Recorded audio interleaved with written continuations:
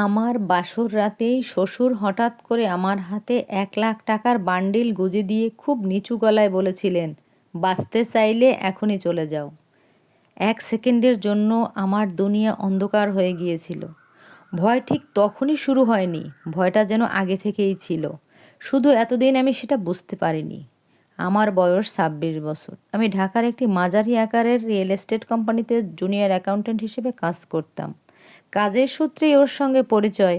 2 কোম্পানির যৌথ একটা প্রজেক্ট ছিল উত্তরায়। আমার স্বামীর নাম রাশেদ মাহমুদ, আমার চেয়ে 3 বছরের বড়। কথাবার্তায় আত্মবিশ্বাস, পোশাকে পরিপাটি, অফিসে সবাই ওর কথা শুনতো।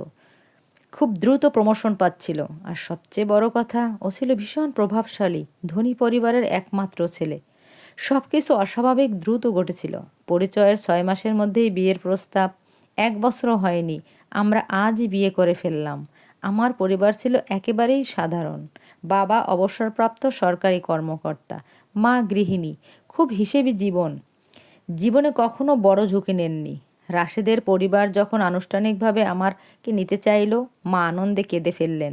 বাবা কিছুই বললেন না, অনেকক্ষণ চুপ করে বসেছিলেন। শেষে শুধু একবার মাথা নেড়েছিলেন। আমি সেটাকেই সম্মতি ধরে নিয়েছিলাম। আমি সবসময় ভেবেছি, যুক্তি দিয়ে জীবন চলে, ভয় দিয়ে নয়। কখনো ভাবিনি এই বিশ্বাসটাই আমাকে বিপদের দিকে ঠেলে দেবে। বিয়েটা হয়েছিল 5 তারকা হোটেলে, গুলশানে। ঝাড়বাতি, ফুলের সাজ, দামি পারফিউমের গন্ধ। চারিদিকে মানুষজন বলছিল, মাশাআল্লাহ, কি কপাল এই মেয়ের, তো জীবন সেট হয়ে গেছে। আমি হাসছিলাম। আমি টাকা বা স্ট্যাটাসের জন্য বিয়ে করিনি। আমি বিয়ে করেছিলাম কারণ ভেবেছিলাম ওর পাশে আমি নিরাপদ থাকব। হয়তো ভালোবাসতে শুরু করেছিলাম। এই বিশ্বাস টিকেছিল ঠিক 1 রাত। বাসর ঘরে ঢোকার আগেই হোটেলের হলের বাইরের করিডোরে শ্বশুর আমাকে থামালেন। তিনি বরাবরই গম্ভীর মানুষ, খুব বেশি কথা বলতেন না।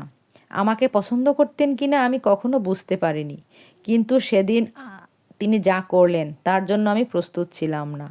কিছু না বলে তিনি আমার হাতে কিছু গুঁজে দিলেন। আমি নিচে তাকালাম। 1,000 টাকার নোট। মোট 1,00,000 টাকা হবে। তারপর খুব কাছ থেকে এসে ফিসফিস করে বললেন, বাঁচতে চাইলে এখনই বের হয়ে যাও। আমার হাত কাঁপতে শুরু করলো।